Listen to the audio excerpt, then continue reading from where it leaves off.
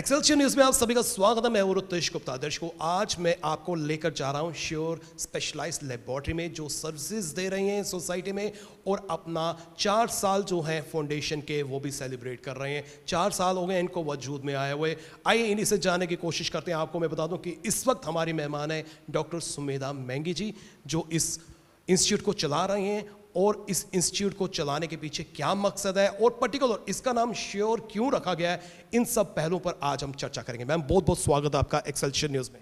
शुक्रिया आपके कीमती समय का।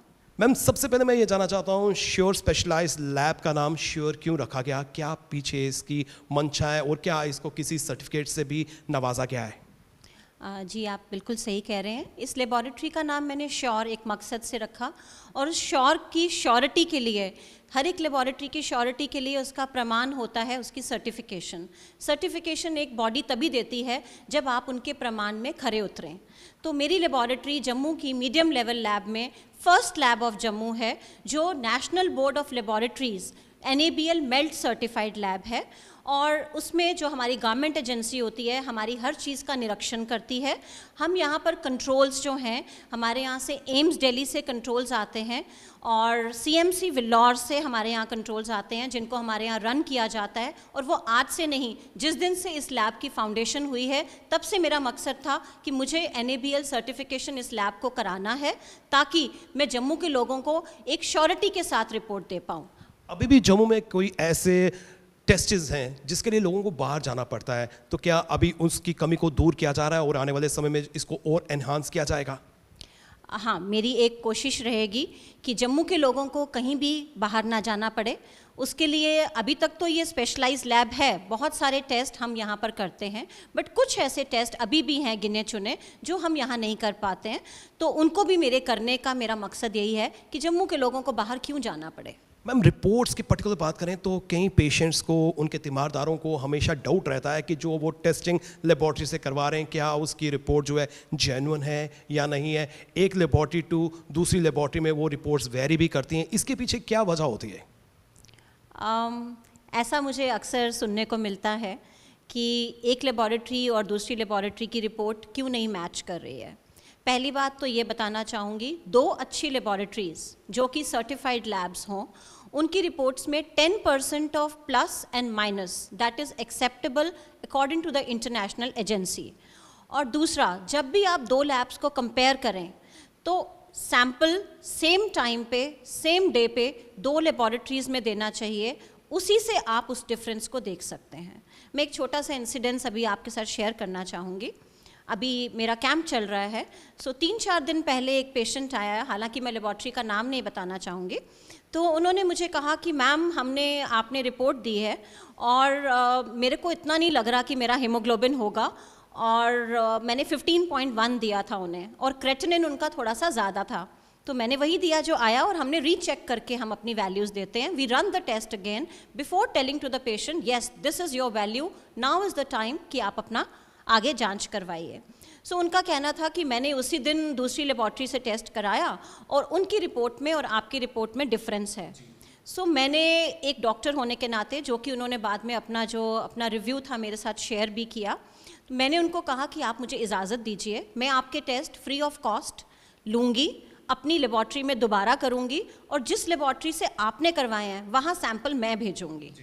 सो मैंने ऐसा किया, और टू माई कॉन्फिडेंस, जैसा कि उन्होंने मेरा अप्रिशिएट भी किया, जो मैंने 15 ग्राम हीमोग्लोबिन दिया था, सो दूसरी लेबॉरेटरी का अगले दिन 14.9 था, और जो क्रेटिनिन मैंने हाई दिया था, more than the normal range, दूसरी लेबॉरेटरी का भी उस दिन नॉर्मल से हाई था।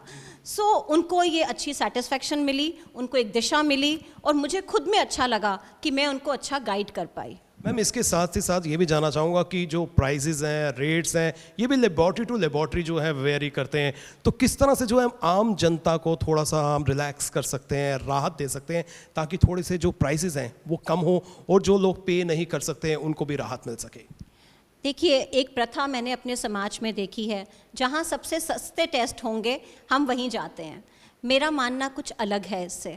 एक लेबॉरेटरी के टेस्ट ठीक है, एक आम इंसान की जेब को पूरा करे, बहुत ज़्यादा महंगे ना हों, लेकिन टेस्ट पूरे किए जाएं, अच्छे से किए जाएं, अच्छी मशीन्स पे किए जाएं। और मेरी लेबॉर्ट्री में फुली ऑटोमेटिक मशीन्स हैं जिसमें कंट्रोल लगाए जाते हैं। अगर मैं नेशनल कंट्रोल्स यूज़ कर रही हूँ, that is a cost which I am paying.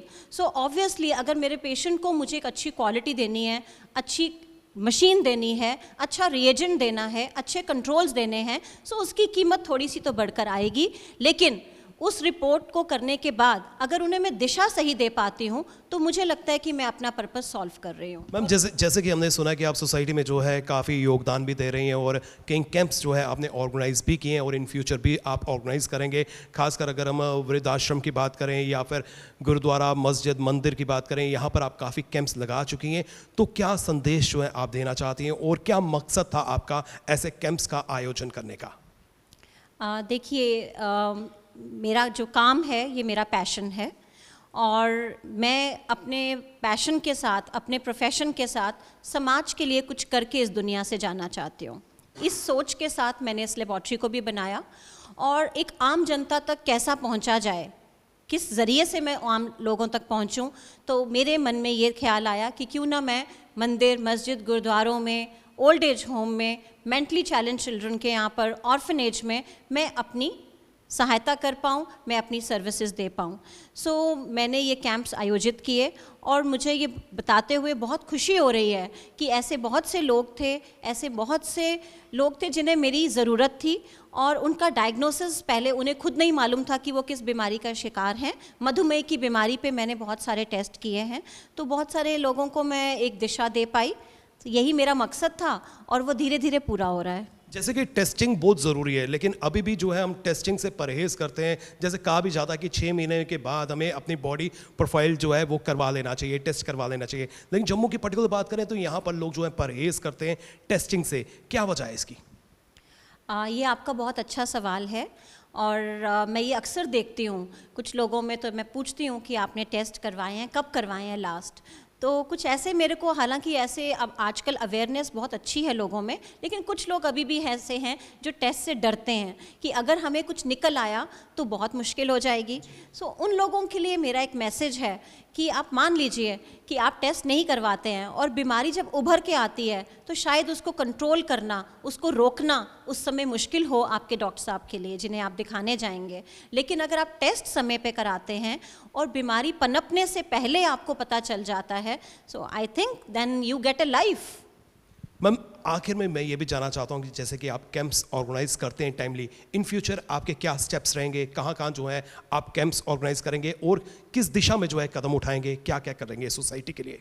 मैं बहुत जल्दी एक अपना, मेरी जो सोच है जम्मू के लोगों के लिए, जम्मू की जनता के लिए, उस प्रोजेक्ट के साथ मैं बहुत जल्दी आने वाली हूँ जहाँ पर हम सबसे पहले सेहत का संदेश घर घर में देना चाहेंगे, अच्छी फैसिलिटीज़ देना चाहेंगे ताकि लोगों को घर बैठे हुए अपने शरीर की जांच, अपनी सेहत की जांच मैं उन्हें दे पाऊँ, एक अच्छा उन्हें मैं सेहत दे पाऊँ और एक अच्छा जीवन दे पाऊँ। ये मेरा संदेश, मेरा एक कोशिश है समाज के लिए। मैम और ये भी जानना चाहता हूँ कि जिस तरह से आप कैंप्स ऑर्गेनाइज करते हैं, फ्री मेडिकल कैंप लगाते हैं, लोगों के टेस्टिंग करते हैं, जो पर्टिकुलर कोई पेशेंट कह लीजिए, उनके तीमारदार कह लीजिए, जो टेस्ट कराने आपके लेबॉर्ट्री में आते हैं, क्या उनको कोई कंसेशन दी जाती है? अगर उनके पास पैसे नहीं है, क्या उनके फ्री टेस्ट किए जाते हैं? किस तरह से जो है चार्जेस यहाँ पर लिए जाते हैं? देखिए, एक इंसानियत के होने के नाते, मैं एक इंसान हूँ और एक मुझे इंसान को समझना चाहिए, तो उस नाते से जो निम्न वर्ग के लोग हैं जो इतना अफोर्ड नहीं कर पाते हैं या ऐसे जो कहें कि बहुत महंगा टेस्ट है मैम, मैं ये टेस्ट नहीं करवाऊंगा क्योंकि ये बहुत महंगा है, तो ऐसे लोगों के लिए और अदरवाइज़ ऑल्सो हम अपने वॉक इन पेशेंट्स को एक हमारा डिस्काउंट है जो मैं देती हूँ ताकि उनको वो कॉस्ट चुभे नहीं और वो बेहिचक अपने टेस्ट करवाएं। और निम्न लोगों के लिए, जो लोग नहीं अफोर्ड कर सकते थे, स्पेशली आप देख रहे हैं कि कोविड की महामारी के बाद लोगों के फाइनेंशियल स्टेटस में बहुत फ़र्क पड़ गया है, तो उन लोगों के लिए तो मैंने 40 से 50% डिस्काउंट पे भी टेस्ट किया। कुछ लोग ऐसे भी हैं कि जो कह रहे थे कि हम इतना भी नहीं दे सकते, तो उनका ऐसा महंगा टेस्ट था कि मैंने अपनी जेब से थोड़े से पैसे देने में हिचकिचाही नहीं ताकि उनका टेस्ट ना रुके, उनका डायग्नोसिस ना रुके और उनका ट्रीटमेंट ना रुके। आखिर में अपील क्या करना चाहते हैं हम जम्मू की, कश्मीर की जनता से? जम्मू कश्मीर की जनता से मेरा यही आग्रह है कि अपनी सेहत का ध्यान रखें, सेहत के लिए हमें क्या चाहिए? सेहत के लिए हमें व्यायाम चाहिए। अपना कुछ समय, सुबह का समय अपनी सेहत को दीजिए। आजकल भाग दौड़ की ज़िंदगी में हम उसी चीज़ को कहीं पीछे छोड़ते चले आ रहे हैं। दूसरी चीज़, आजकल जंक फूड का बहुत प्रचलन है। हमें वो स्वाद लगता है, हमारे बच्चों को अच्छा लगता है, इसलिए वो खाते हैं। लेकिन उस जंक फूड से हमारे शरीर में क्या क्या बीमारियां बन रही हैं, इससे तो आप सब लोग अवगत ही होंगे। जैसे कि फैटी लिवर, जैसे कि डायबिटीज़, मधुमेह की बीमारी और हाइपरटेंशन, ये मैं अक्सर देखने में आ रहा है। सो क्यों ना हम इस जंक फूड को कम करके अच्छा आहार खाएं, ताकि हमारा शरीर अच्छा हो, और साथ साथ में नियमित रूप से अपने बॉडी के टेस्ट भी करवाएं। बहुत बहुत शुक्रिया मैम, आपने हमें समय दिया। जिस तरह से हम हेल्थ की बात करें तो कहते हैं कि हेल्थ ही सही मायने में हमारी वेल्थ है। और भगवान की बात करें, कुदरत की बात करें, उन्होंने मानव रूपी शरीर देकर जो है हमें अनमोल तोहफा दिया है, और इसके रख रखाव की जिम्मेदारी जो है अब हमारी बनती है।